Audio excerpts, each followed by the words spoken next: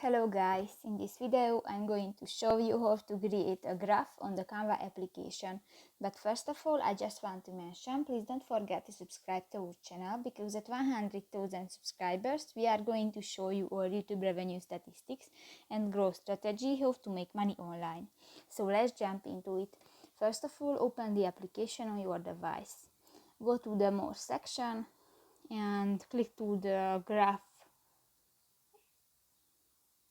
Here you have more options. If you want to add pictures and other files to your project, just go to the Uploads button, and here you can upload file to the Canva, or go to the Gallery section, and here you can find images and videos from your device.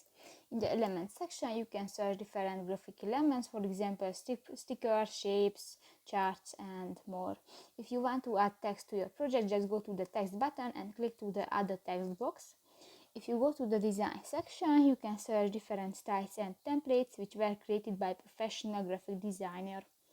Now you can edit this template. If you want to change the background color, just click to the green square icon next to the Design button and just select another color.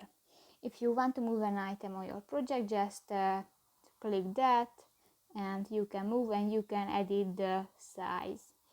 If you want to change the text, just click to the text box, delete the text and write.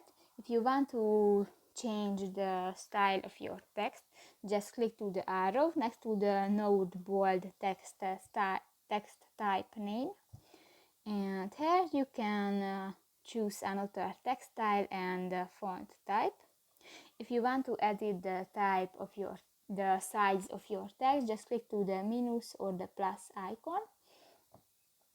And in the effect section you can add different effects, for example shadows and shape effects to your text.